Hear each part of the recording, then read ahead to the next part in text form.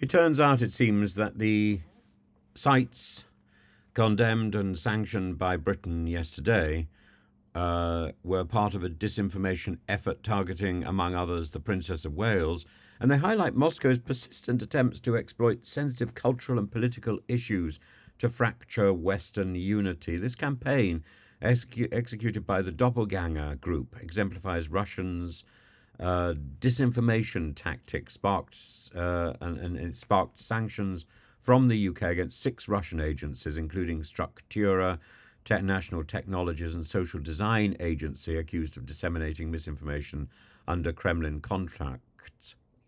At the heart of the campaign were fabricated stories about Princess Catherine's absence because of her health issues. These were circulated through manipulated social media accounts and clones of legitimate news websites, creating confusion and eroding public trust.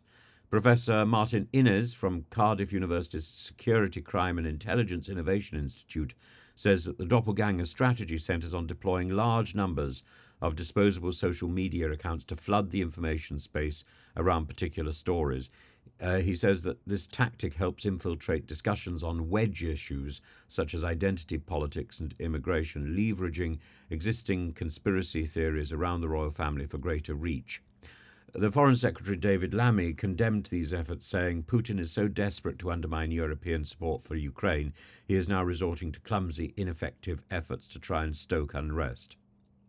Lammy added that the UK's sanctions send a clear message: we will not tolerate your lies and interference. Meanwhile, researchers argue that Doppelganger's operation was not to initiate, but to amplify rumours that already circulated online, proving disinformation's versatility in repurposing pre-existing conspiracies for destabilization.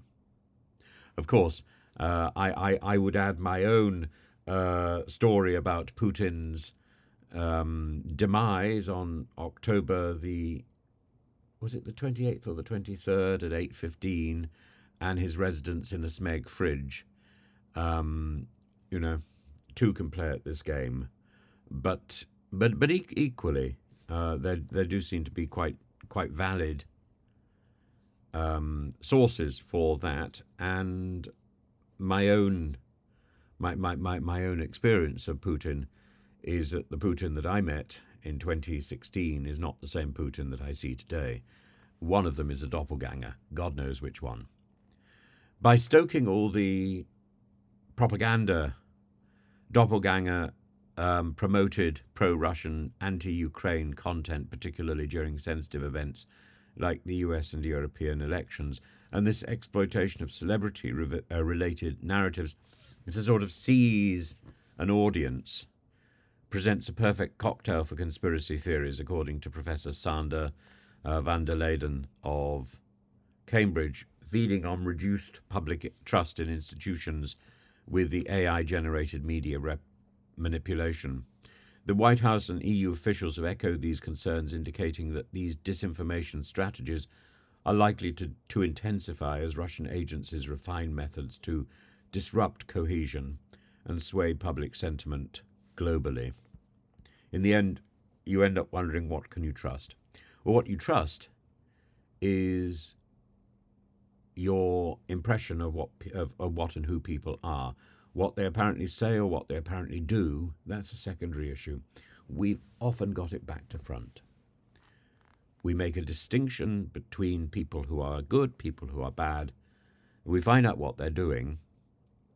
I'm afraid we've been so fed this idea that it's a discussion of ideas. It's the ideas that matter. It's what people say that matters. It's the facts that matter. No. It's your emotional intelligence that tells you that this person is good and that person is not good. Start with that position, and your ability to catfish will be immensely improved. I'm told there's a nuclear siren going off in Portsmouth. I think it's a test, by the way.